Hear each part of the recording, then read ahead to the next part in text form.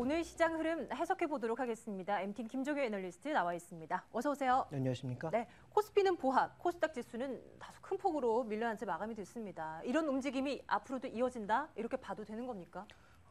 날짜에 따라서는 중소형주들이 조금 나은 모습을 보일 수도 있겠습니다만, 네. 최근 시장에 좀 불길한 분위기가 계속 이어지다 보니까 상대적으로 이제 수급이 약한 종목군들, 중소형주들이 더 많이 흔들리고 있는 그런 모습입니다. 그래서 당분간 이 대형주들 중에서도 일부 선택된 종목만의 강세가 좀 이어질 가능성이 높고요. 여전히 시장에 대해서는 다소 좀 보수적인 시각이 필요하지 않나라는 판단하고 있고, 오늘 또 저녁에 미국 시장이 아예 이제 휴장하지 않습니까? 처음에 나왔던 얘기는 이제 전자결제 얘기가 나왔었는데 이제 그것마저도 이제 휴장이 됐고 실제로 이제 더 날씨나 주변 여건을 봐서 화요일까지도 이어질 가능성을 배제할 수 없는 것 같고요. 다만 이 채권 시장은 반장만 열리게 되는데 전체적으로 이제 미국 금융시장의 또 휴장에 따른 일부 변동성도 나타날 수 있기 때문에 이와 관련된 흐름을 좀 지켜봐야 되지 않나 이렇게 보여집니다. 가뜩이나 불안한 이슈들이 많은데 이제 허리케인 샌디의 영향으로 오늘 밤 사이 뉴욕장은 쉬어간다는 거 여러분들 또 참고해 주시면 될 것 같습니다. 미국 쪽 분위기 조금 더 볼까요? 지난 주말에 미국의 3분기 GDP 나왔잖아요. 예상보다는 괜찮았습니다. 근데 이 이슈를 미국 본토 증시도 그렇고요. 다른 글로벌 증시도 그렇고 큰 호재로 받아들이지는 않는 모습 나왔습니다. 왜 그런 겁니까? 일단 지나간 지표고요. 그리고 이제 추가적으로 좋았던 게 정부 지출이라든지 이제 이런 것들이었는데 재정 절벽 앞두고 재정 지출이 더 좋아질 리는 없잖아요. 그런 부분도 있고 소비와 관련돼서도 좀 더 확인해 볼 부분들이 많지 않나. 좀 시장이 이렇게 판단하고 있는 것 같고 무엇보다 이제 거래가 없다라는 것은 그만큼 좀 관망하는 사람들이 늘어났고 부자들은 더더욱 관망하고 있는 것이 여러 번 언급드렸지만 최근 미국 시장의 분위기다. 그래서 미국 시장들의 이제 우리가 흔히 얘기하는 큰 부자들을 쫓아가는 그런 전략은 지금 쉬는 것밖에 없다. 이렇게 판단이 되고 있습니다. 장기적으로 봤을 때 어떻게 될지는 저도 확신하지 못하겠습니다만 단기적인 분위기는 그렇다라는 것이고요. 최근에 이것을 반영하고 있는 것이 미국의 500개 대형주를 지수한 S&P 500 지수죠. 지금 6주 연속의 탄력 둔화가 나타나고 있습니다. 그동안 일방적으로 좋게만 달려던 지수가 9월 둘째 주부터 조금씩 고개를 숙이기 시작하더니 어느새 이제 가격 조정 형태로 조금씩 바뀌어 나가고 있는 그런 모습이기 때문에 준비된 그림 보시면 지금 6주 연속에 음봉이 많이 발생하고 있고 윗꼬리가 발생하고 있는 등 탄력이 둔화되는 모습이 여실하게 발견되고 있고요. 이때부터 같이 꺾이고 있는 것이 소매 유통주들 같이 꺾이고 있고 또 하나 이제 같이 꺾이고 있는 종목으로서는 탄력이 둔화된 주택 관련주들 그동안 바이오테크 종목군들이 또 신고가를 계속 내면서 미국 시장 내에서 일부 일종의 주도적 역할을 해왔다라고도 볼 수 있거든요. 근데 이 종목들도 지금 현재 같은 모습을 보여주고 있고 기술주는 조정폭이 대부분 10% 이상 확대되었고요. 이런 모습이 연출되고 있습니다.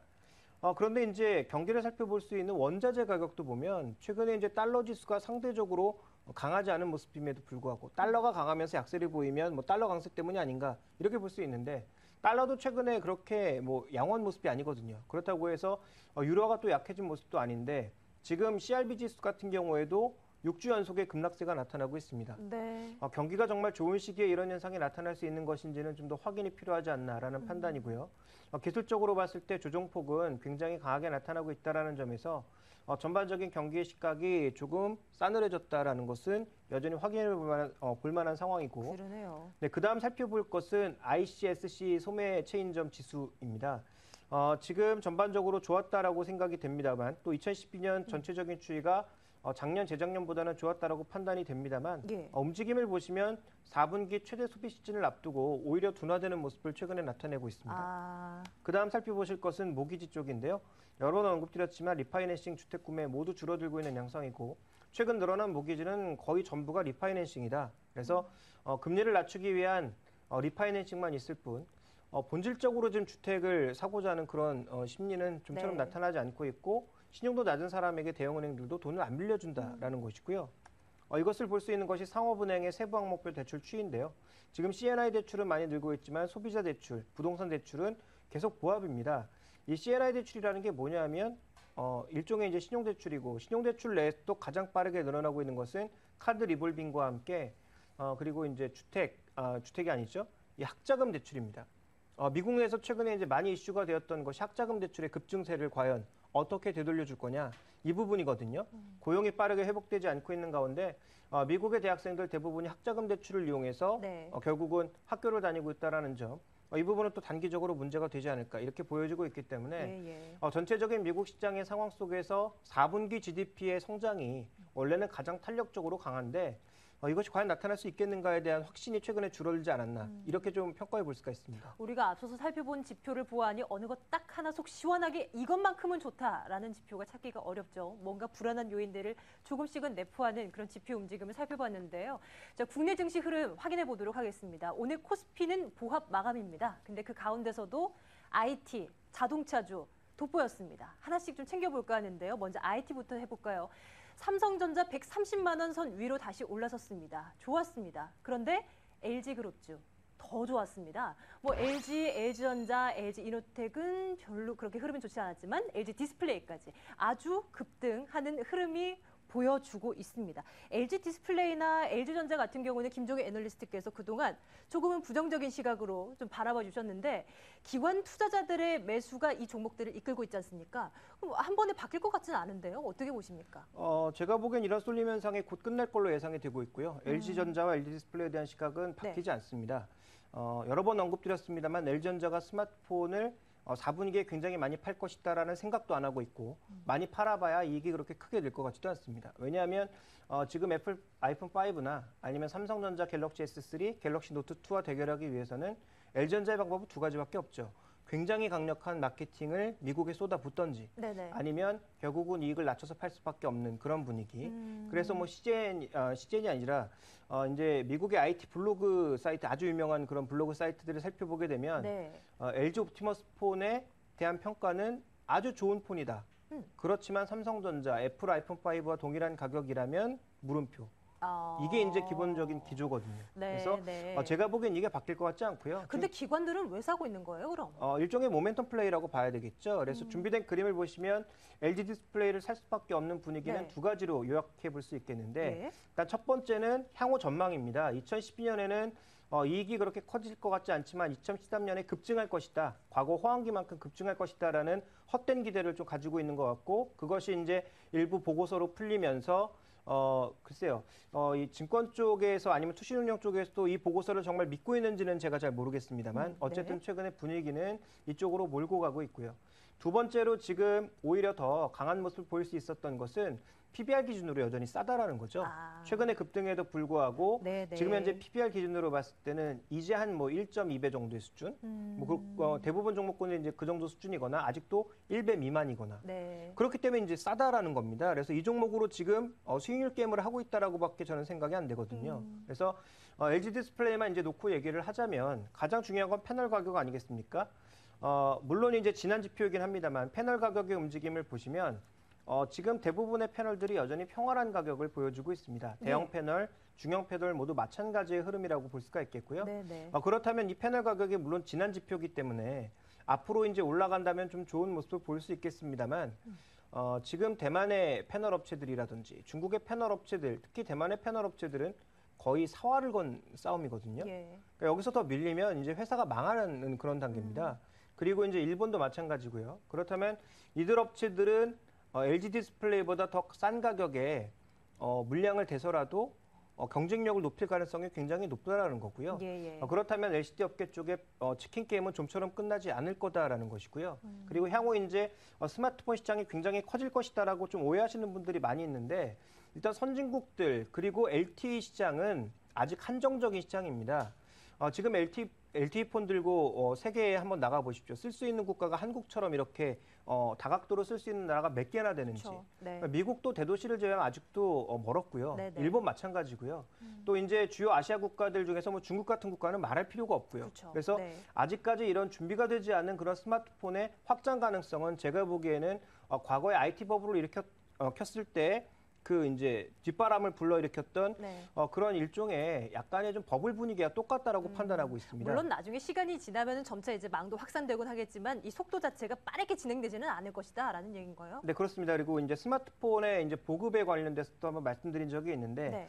북미 지역이라든지 서유럽 같은 국가들은 이미 이제 40%, 60%를 다 넘어서서 교체 수요를 제외하면은 그렇게 높지가 않습니다. 그래서 전체적으로 지금 스마트 디바이스에 관련된 예. 여러 가지 기대감도 제가 보기엔 너무 고평가됐다. 그렇다면 이제 빠르게 성장할 수 있는 국가는 뭐 인도라든지 중국이라든지 이들 국가들인데 이들 국가에 똑같이 뭐 599달러 이렇게 팔면 팔리겠습니까? 안 팔린다라는 거죠. 네, 그래서 네. 가격을 낮출 수밖에 없는 거고 그러다 보니까 이제 최근에 애플에서 취하고 있는 정책이 오늘 뭐 토로스트 투자증권의 보고서를 보면 잘 나와 있습니다만 서비스를 계속 강화하고 있거든요. 예. 그러니까 애플 서비스에 한번 녹아들면 다른 쪽으로 못 넘어간다라는 것이고요. 그리고 이쪽에 자꾸 서비스로 잡아놔야 사람들의 충성도가 올라간다라는 것인데 그렇습니다. LG그룹 계열들은 전혀 지금 그런 생각은 하지 않고 있고 네, 그리고 디자인에만 치중하고 있죠. 추가적으로 지금 구글 쪽이 취하고 있는 전략도 굉장히 이제 판올림을 빠르게 바꿔가면서 네. 소프트웨어를 강화하고 있고 서비스를 강화하고 있거든요.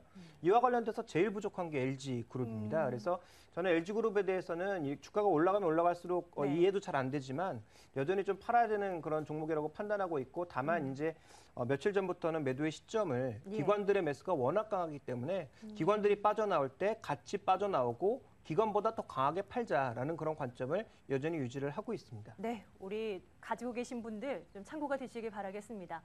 오늘 시장에서 IT주들의 흐름은 이렇게 괜찮았습니다. 그런데 자동차는 무슨 일이 있는 걸까요? 최근 들어서 흐름 안 좋았는데 오늘 특히나 현대차 3인방 일제히 밀려났고요. 특히 기아차는 52주 신저가 기록했습니다. 6만 원 선 깨졌고요. 오늘 마감 가격은 59,800원, 4% 이상의 하락입니다. 이거 왜 이러는 겁니까? 네, 아무래도 이제 기아차가 현대차 대비해서 좀 부족한 부분들이 많이 있죠. 그리고 이제 환율과 관련된 부분에서도 네. 상대적으로 현대차보다는 좀 덜한 것 같고요. 준비된 그림을 보시면 매출 원가율의 움직임, 지금 상대적으로 봤을 때 기아차가 더 높거든요.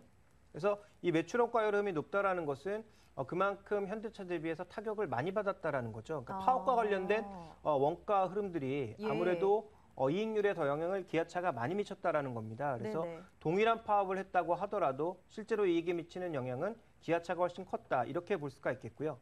두 번째로 지금 살펴보실 것은 국내 공장 비중이 기아차는 아직도 월등히 높다라는 거죠. 현대차는 절반 아래로 내려갔지만 네. 기아차의 공장 아직도 절반 이상이 국내에 있습니다. 이 얘기는 뭐 환율에 더 민감하다 이 얘기인가요? 네, 아무래도 이제 그렇게 받아들일 수밖에 없겠죠. 그리고 이제 3분기 실적이 예상보다 너무 부족했다. 그래서 LG그룹주들은 전자그룹주를 중심으로 최근에 실적이 괜찮았다. 예. 그래서 이런 관점에서 이제 수급이 쏠리고 있는 반면 그리고 상대적인 가격도 이제 PBR 개념으로 봤을 때는 한 배 정도의 수준이니까 네. 부담이 없다라는 거죠. 그래서 예. 이 종목을 끌어올려도 누가 뭐라고 할 사람이 없다라는 쪽이라면 현대기아차는 여러 가지 성장성을 미리 반영해서 주가가 그렇게 낮은 수준은 아니었습니다. 물론 밸류에이션 측면에서 보자면 그렇게 높다라고 볼 수는 없지만 또 그렇다고 해서 또 낮은 수준도 아닌데다가 만약에 성장률이 흔들릴 경우 지금의 밸류에이션도 비싸다라는 판단이 나올 수 있는 거거든요. 그래서 지금 현대기아차, 특히 기아차의 이제 PR, PBR 밴드를 보시면 PR 밴드는 지금 하단을 이탈하는 그런 모습을 보여줬고요. 예. 만약에 이런 양상이 좀 더 길게 이어진다면 4분기 실적에 대한 불안감이 여전히 존재한다. 이렇게 봐야 되겠죠. 네. 그리고 PBR 밴드 기준으로 봤을 때는 최근에 이제 기록했던 그런 저점 수준까지 내려갔던 상황입니다. 그래서 실제로 이제 2010년도 정도의 수준까지 내려가 있는 그런 모습들인데 이러한 흐름은 아무래도 여러 가지 불안감들을 반영하면서 수급의 쏠림 현상이 더더욱 주가를 끌어내리고 있다. 그래서 LG 디스플레이 같은 경우에는 수급이 너무 한쪽으로 쏠려서 나타나고 있는 종목입니다만 네. 반대쪽으로 쏠려서 나타난 종목이 바로 기아차다라고 판단이거든요. 그러면 어떤 식으로 투자해야 될까? 이렇게 좀 급하게 올라가고 있는 종목을 급하게 쫓아가야 될까? 저는 오히려 반대로 생각하고 있습니다.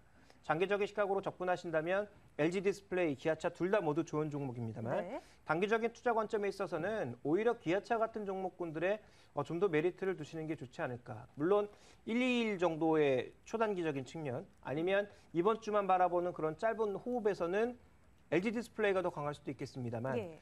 제가 보기에 LG 디스플레이는 여러 번 언급드렸습니다. 이 4분기 실적이 생각보다 실망스러울 가능성 굉장히 높고요. 그리고 지금 국내 IT 종목만 전 세계 이제 글로벌 IT 기업과 다르게 차별화되고 있는 그런 모습들인데 국내 기관 투자자들이 도대체 무슨 생각으로 당기고 있는지 모르겠습니다만 결국 글로벌 시장 종목군들과 방향성은 같이 갈 수밖에 없다라는 점을 고려해 보면 오히려 자동차 종목군들을 조금 당장은 아프더라도 오히려 가지고 있는 것 아니면 네. 저가 매수라는 것이 더 나은 전략이 되지 않을까 이렇게 판단하고 있기 때문에 실제로 이제 실적 발표를 하게 됐을 때 현재 이제 아주 조금 이익이 나고 있는 하이닉스나 LG 디스플레이가 좋은지 아니면 굉장히 많은 실적을 기대했다가 조금 안 좋아졌다고 수급이 쏠리면서 급락하고 있는 종목이 좋은지는 네. 아마 제가 보기엔 12월 이내에 판가름이 날 가능성이 높기 때문에 저라면 LG 디스플레이를 당장 팔고 기아차를 사는 전략을 택하겠습니다. 그러면 그렇게 전략을 짜서 기아차를 샀어요. 사고 난 이후에 긴 시간이 지나고 나면 우리가 원하는 정말 몇십 % 이상의 수익률이 나오겠습니까? 기아차로? 그거는 아직 뭐 확실할 수는 없습니다. 그렇지만 뭐 제가 보는 시각은 지금 한 달 정도를 말씀드린 거고요. 네네. 만약에 아주 중장기적인 시각으로 길게 놓고 본다면 두 종목의 수익률이 뭐 비슷하지 않을까. 결국은 평균에 회귀하지 않을까라고 보고 예. 있는데 지금 현재 쏠려 있는 이 두 종목의 수급은 제가 보기에는 한 달 이내에 제자리를 찾을 수밖에 없다라고 보고 있기 때문에 네. 한 달 정도의 짧은 호흡에서는 제 시각에선 기아차가 훨씬 낫다라고 보고 있는 것입니다. 알겠습니다. 자, 오늘 시장에서 이슈가 됐던 부분들 체크해봤습니다. 오늘 밤에 예정된 글로벌 경제 일정 확인하고요. 내일을 위한 준비하러 가겠습니다.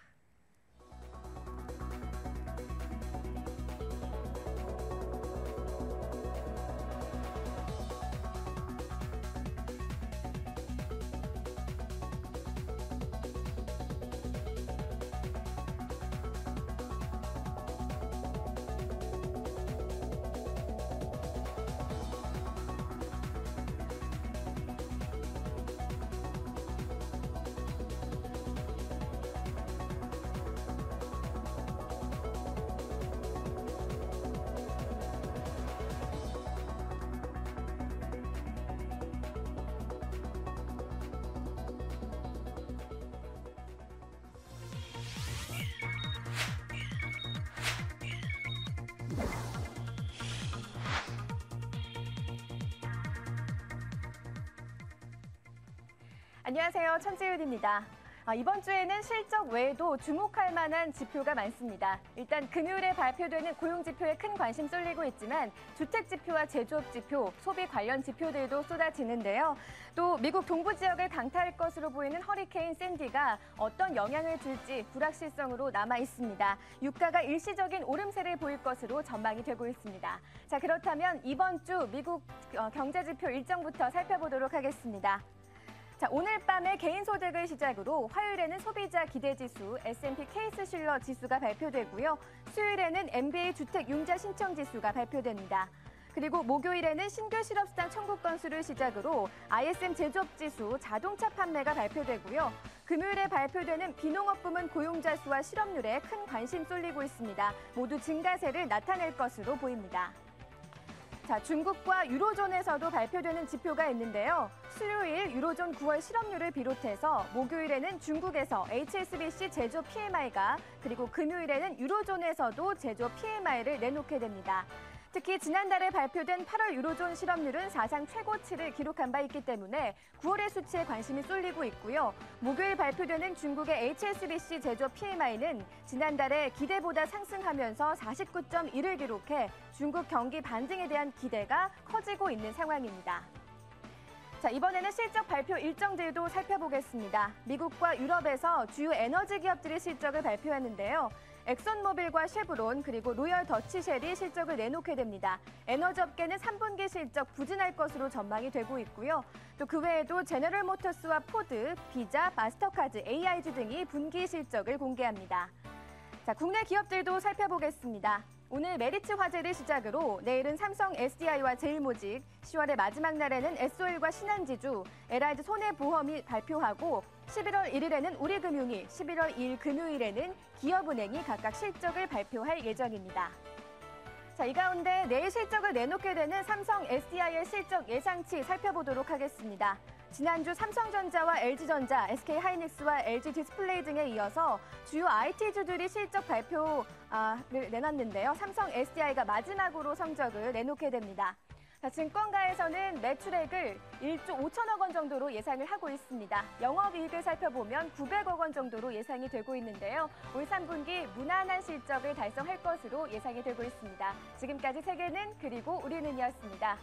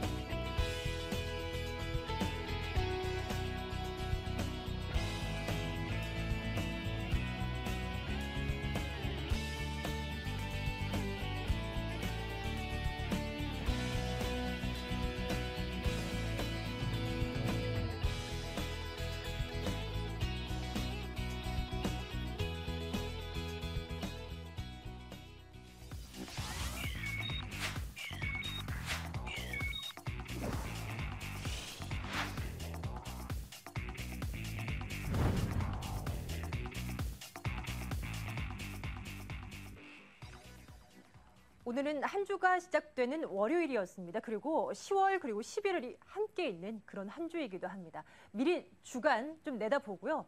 또 내일을 위한 구체적인 전략들 좀 세워보도록 하겠습니다. 자, MTN 김종희 애널리스트 계속 함께해 주시겠고요. 교보증권 백주훈 차장도 함께하겠습니다. 어서 오세요, 차장님. 네, 안녕하십니까. 네, 안녕하십니까. 한 주의 시작이 썩 좋은 흐름은 아니었습니다. 시장 흐름을 어떻게 내다볼 수 있을지 김종희 애널리스트의 의견 먼저 듣겠습니다. 네, 뭐 이번 한 주도 그렇게 뭐 별로 기대할 수 있을 만한 모멘텀은 없는 것 같습니다. 예. 뭐 기간 조정 내지는 추가적인 가격 조정을 예상을 하고 있고요. 일단 무게를 둔다면 그동안 가격 조정이 있었기 때문에 추가적인 급격한 가격 조정보다는 기간 조정 정도에 좀 더 무게를 두고 있는 그런 상황입니다.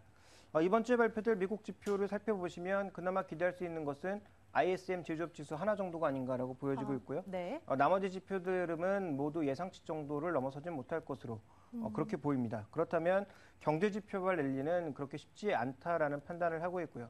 또 하나 주목해야 될 것은 이 샌디의 흐름이 얼마나 갈지 모르겠습니다만 샌디의 흐름이 길어지면 길어질수록 미국 제조업 지표들, 특히 동부 지역에 미국이 모든 공장들이 몰려 있다라는 점을 고려해 보면 그와 관련된 이제 실물 지표들도 둔화될 가능성을 또 열어둬야 된다라는 거죠. 그래서 미리 선반영할 것이기 때문에 마침 또 그 지표가 나올 때는 영향 안 받겠습니다만 어쨌든 그런 흐름들을 같이 살펴볼 필요가 있겠고요. 그래서 준비된 그림을 보시면 여러 가지 지표들 중에서 ISM 제조업 지수만이 3개월간의 부진을 딛고 50선을 다시 넘어갈 것으로 예상이 되고 있는데요. 어느 쪽 분야가 좋아지는지 여부는 좀 살펴볼 필요가 있겠고 최근 생산 지표보다는 서브웨이 지표가 먼저 움직이는 모습을 나타내고 있는데 지수 흐름이 최근에 서브웨이 지표를 안 쫓아간다라는 것도 살펴보실 필요가 있습니다. 자, 그다음 살펴봐야 될 것은 아마 좀 수급이 아닌가라고 판단하고 있는데요. 지금 제가 한 일주일 전에 언급드렸던 것 같은데 V코스피 흐름을 보면서 더 낮아질 데가 없다라고 언급을 드렸었죠. 예. 지금 V코스피는 그 위에 많은 폭은 아닙니다만 계속 올라가고 있습니다. 그러면서 지수는 좀 둔화되고 있는 모습이고요. 그래서 지금 반대로 지수는 꺾이고 V코스피는 올라가고 이런 모습들이 나타나고 있고 근데 또 하나의 지표로 푸콜레이쇼를 말씀드렸죠. 푸콜레이쇼가 상대적으로 지금 너무 낮다. 그래서 올라갈 수밖에 없는 흐름이다라고 말씀드렸는데 지금 이 콜레이션은 중립 수준으로 돌아가고 있는 그런 모습입니다. 그래서 전체적으로 한쪽으로 쏠렸던 그런 심리들이 모두 제자리 쪽으로 돌아온 그런 상황에서 추가적으로 이제 경제 모멘텀이 어느 쪽으로 움직이느냐 이 부분을 살펴보고 있다라고 봐야 될 것 같은데 결국 이것이 안정되기 이전까지 수급이라든지 아니면 경제 지표 이런 것들의 확실한 모멘텀을 확인하기 이전까지 시장은 올라봐야 제한적인 수준에 올라갈 가능성이 굉장히 높고 또 최근에 이제 지수가 보합으로 끝났지만 대형주가 4% 빠지고 7% 오르는 이런 장세 흐름이 연출되고 있거든요. 그만큼 시장의 거래량이 얇아진 상황이어서 대형주들의 변동성도 굉장히 높고 중소형주는 말할 것도 없습니다. 그렇다면 단기적인 투자 메리트가 별로 없다라고 판단해 볼 수 있기 때문에 당분간은 확실한 전환점이 나오기까지는 좀 보수적인 전략을 가져가는 것이 유리하겠다라고 보고 있고요. 이 수급 쪽에선 외국인 매수 전환이 나타나는 것이 가장 긍정적이다라고 보고 있는데 아직도 뭐 현물 쪽에선 지속적으로 팔고 있기 때문에 여전히 뭐 시장에 보는 시각은 싸늘하다 이렇게 판단하고 있습니다. 그리고 장기적으로 봤을 때는 삼성전자와 현대차가 하나의 이제 중요한 조합이 될 것 같고요. 여전히 글로벌 시장에서 가장 MS를 지켜갈 수 있는 종목으로 판단하고 있기 때문에 이 종목에 대해서는 장기적인 관점이 여전히 유효하고요. 그리고 좀 더 이제 한 3개월에서 6개월 정도로 본다면 제 예상은 그렇습니다. 아마 이제 미국 대선이 끝나자마자 재정절벽과 관련된 이슈가 마무리되게 되면 가장 먼저 나올 얘기가 통화 정책의 무용성에 대해서 나올 가능성이 굉장히 높아질 것 같고요. 그리고 이제 폴 크루그먼 같은 이 재정 정책을 선호하는 그런 경제학자들의 목소리가 높아질 가능성, 특히 오바마가 재선되었을 경우에는 그들의 목소리가 굉장히 높아질 가능성이 굉장히 커지고 있다라고 판단하고 있습니다. 그렇다면 이제부터 조금 시장에서 소외됐었던 재정 정책 관련주들 예를 들어서 이제 소재라든지 산업재 같은 종목군들이 꿈틀거릴 가능성을 여전히 높게 보고 있기 때문에 3개월에서 6개월 정도의 투자 전략을 염두에 두신다면 아무래도 이제 이들 종목군들의 조정을 이용해서 좀 사는 전략이 좋지 않겠는가. 특히 IT의 허구에 대해서는 그동안 여러 번 언급드렸으니까 IT만 너무 믿으시기보단 이들 종목도 조정을 이용해서 조금씩 담아가는 전략도 장기적으로 나쁘지 않다라고 판단하고 있습니다. 자, 백주훈 차장의 말씀도 함께 듣겠습니다. 주간 단위 기준뿐만이 아니라 먼 2, 3개월 이후를 살펴보면 정책과 관련한 변수도 참 많거든요. 시장 어떻게 대응하면 좋고 또 수급은 어떻게 판단하고 계십니까? 전체적으로 지금 3분기 어닝 시즌도 역시나 이제 시작을 해서 마무리를 짓는 단계까지 가 있을 것으로 판단하고 있고요. 정책 변수 역시 뭐 미국의 대선과 그다음에 국내에 대한 대선들이 좀 집중화되고 있습니다. 하지만 전체적으로 미 시장도 역시나 기존의 기득권들에 대한 부분들, 물론 돌발 변수는 있겠지만 그런 부분에서 큰 변동은 없을 것으로 판단하고 있습니다. 예. 오바마를 중심으로 하고 있는 바이오라든지 그다음에 신 IT 업종에 대한 수혜들은 계속해서 이어질 것으로 판단하고 있고요. 전체적으로 경기 지표가 활성화되지 않는다라고 하면 정책 변수에 대해서 민감성은 좀 더 떨어질 것으로 판단을 하고 있습니다. 다음 주와 그다음에 이번 주에 예상되고 있는 ISM 제조업 지수와 고용 지표에 따라서 미 시장은 역시나 그 방향성을 정할 것으로 판단하고 있는데요. 이미 일정 부분은 좀 선반영이 돼 있다라고 판단하고 있습니다. 전체적으로 ISM 제조업 지수와 그다음에 고용 지표들은 예상치의 커버리지 안에서 움직일 것으로 판단하고 있고요. 하지만 이런 그 개선되는 지표들이 어떠한 그 인덱스를 갖다 바꿀 수 있는 정도의 그 상향 수준을 보여주지 않고 있기 때문에 이런 박스권 내의 흐름들은 좀 더 이어질 것으로 판단하고 있고요. 이제 다시 한번 말씀드리지만 지표를 그 생성하고 있는 업체들을 본다라고 하면 현재 시카고의 구매자 협회에 대한 지수라든지 이런 것들이 결국은 민간 기업들과 제조업 지수, 그다음에 소비와 관련된 업종들이 많이 있는데 네. 역시나 뭐 버거킹이라든지 폴로 랄프로렌, 그다음에 포드, GM 등이 이번 주에 이제 실적을 나타내고 있는 업종이라 보고 있습니다. 하지만 버거킹이라든지 이런 그 소비와 그 판매 중심으로 하고 있는 업종들은 전년 대비해서 실적 부분들이 나아지지 않는 모습들을 보여줄 것으로 보고 있고요. 큰 경기의 주축을 맡고 있는 자동차 업종들, 포드와 GM의 실적 발표들이 앞서 있습니다. 전반적으로 그 시장치의 예상 커버리지는 좀 잘 나올 것으로 예측을 하고 있지만은 이러한 실적 개선들이 전년 동기 대비해서 많이 나아지지 않은 부분들은 시장에 미치는 영향이 좀 미미할 것으로 판단을 하고 있습니다.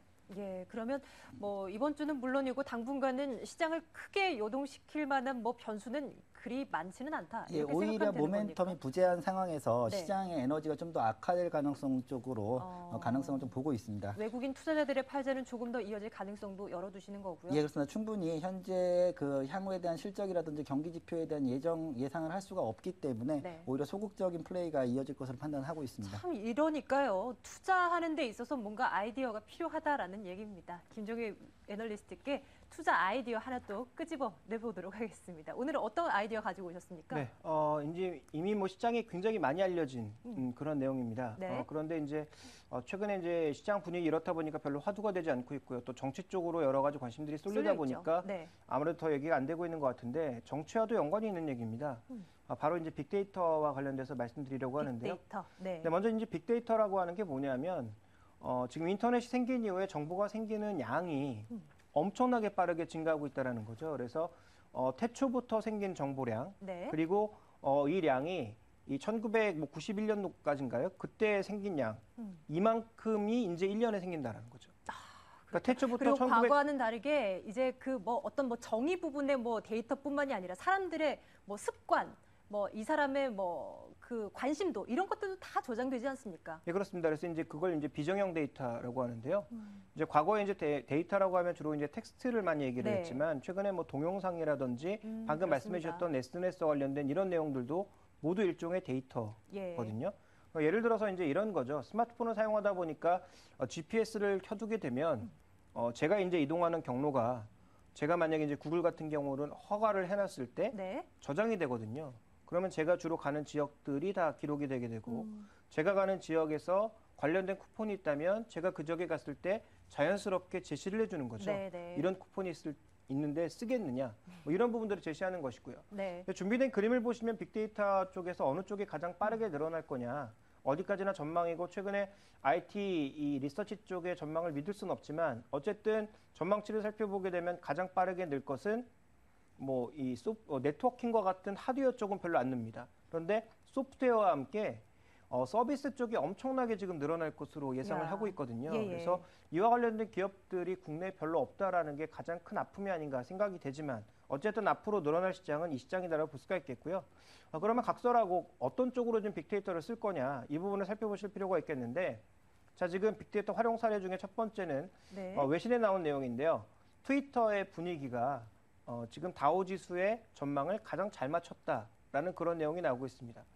트위터에서 뜬 다우지수의 뭐 전망치 이런 것들에 어느 쪽으로 쏠려 있는지를 통계적으로 이제 분석해 보니까 네. 이 트위터 무드가 가장 잘 맞더라라는 거죠. 그래서 이런 부분들을 빅데이터의 하나의 활용 사례로 볼 수가 있겠고요.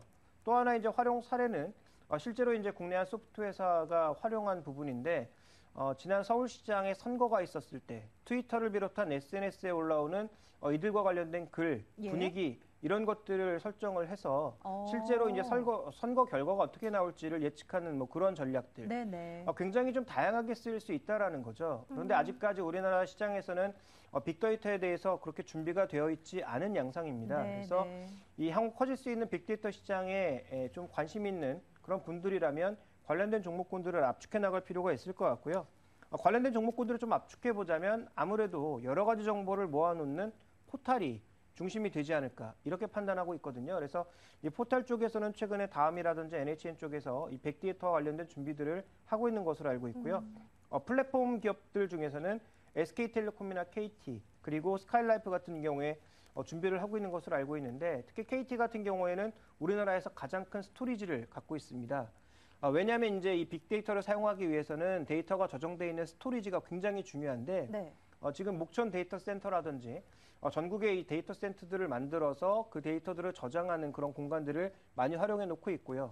이러한 공간들은 결국은 다른 기업들에게도 기회를 충분히 마련해 줄 것으로 판단하고 있거든요. 그래서 이런 스토리지를 갖고 있는 기업들이 좀 좋지 않겠는가라고 판단하고 있고 마지막으로는 이런 스토리지, 빅데이터를 이용해서 또 하나 이제 활용할 수 있는 게 바로 쇼핑 쪽입니다. 그래서 뭐 결제 관련주들도 일부 영향이 있겠습니다만 최근 결제 시장은 삼성도 가져가려고 하고 있고 애플도 가져가려고 하고 있고 구글도 가져가려고 하고 있거든요. 그래서 지금 뭐 KG이니시스를 비롯한 이런 전자결제 관련주들은 제가 보기엔 뭐 몇 년 안에 사라질 가능성도 충분히 있다라고 판단하고 있기 때문에 뭐 이들 종목에 관심을 가지시기보단 좀 더 큰 종목 쪽에 관심을 가지실 필요가 있겠고 유통 쪽에서는 뭐 CJ 쇼핑이라든지 홈쇼핑 관련주들 그리고 인터파크와 같은 인터넷을 기반으로 하고 있는 이러한 쇼핑들이 최근에 우리나라뿐 아니라 미국에서도 중요한 트렌드로 자리매김하고 있기 때문에 이들 종목을 주목해 보시는 게 좀 의미가 있다 이렇게 보고 있습니다. 네, 빅데이터를 얼마나 잘 활용할 수 있느냐에 따라서 사업의 뭐 사활이 뭐 승패가 갈릴 수 있다라는 얘기를 어디서 본 적이 있는데요. 이 관련주들 짚어드렸는데 한번 관심을 가져보는 거 어떨까 싶습니다. 이제 내일을 위한 전략도 한번 들어볼까요? 백준 차장님, 어떤 전략 제시해 주시겠어요? 예, 그렇습니다. 뭐 서두에 말씀드렸듯이 일정 부분 시장의 에너지가 응축되는 그 관찰이 되기 전까지는 보수적인 투자 전략이 유효할 것으로 판단하고 있습니다. 전반적으로 지금 현재 코스닥 시장도 2달여 만에 500지수를 깨고 있고요. 대형주들 역시도 3, 4% 이상의 하락폭을 보여주면서 어떻게 보면 시장 내에서 수급이 깨지는 양상들이 뒤늦게 코스닥 시장에 나타나고 있다고 판단하고 있습니다. 전반적으로 내수방어주 중심의 포트폴리오가 필요할 것으로 보고 있습니다. 서두에 연구원님께서 말씀해 주신 대로 내수방어적인 성격을 갖고 있는 CJ 홈쇼핑과 GS 홈쇼핑에 대한 관심이 필요한 구간이라고 생각하고 있습니다. 더불어서 그간에 이제 고부가 가치 영역 사업을 했던 게임과 엔터 관련주에 대해서도 역시나 방어적인 성격의 그 단기 트레이딩이 충분히 가능한 구간이라고 판단하고 있습니다. 게임 관련주 중에서는 뭐 컴투스라든지 게임빌, 네오이즈 게임즈에 대한 단기 관심이 필요할 것으로 보고 있고요. 역시 엔터 관련주의 대장주인 SM을 중심으로 해서 엔터 관련주들도 단기적인 트레이딩 구간에 들어와 있다고 판단하고 있습니다. 낙폭이 과대한 종목에 대한 일부 그 포트폴리오에 대한 그 참여는 유효할 것으로 판단하고 있지만 전체적으로 포트폴리오에 대한 중심 종목과 그다음에 주요 종목을 가져가기에는 아직까지 판단이 섣부르 들어갈 생각을 하고 있습니다. 전체적으로 IT 부품 관련주들 관심이 필요할 것으로 생각을 하고 있는데요. 물론 윈도우 A 시리즈에 대한 일단 출시에 대한 기대감이 있을 것으로 판단하고 있습니다. 하지만 오늘 역시 그러한 종목들이 선제적으로 빠지는 모습들을 보여주고 있기 때문에 단기 트레이딩 관점이 유효할 것으로 판단하고 있습니다. 네, 알겠습니다. 내일을 위한 준비까지 이렇게 마치도록 하겠습니다. MTN 김종유 애널리스트와 교보증권 백준 차장 두 분과 함께했습니다. 말씀 잘 들었습니다. 감사합니다.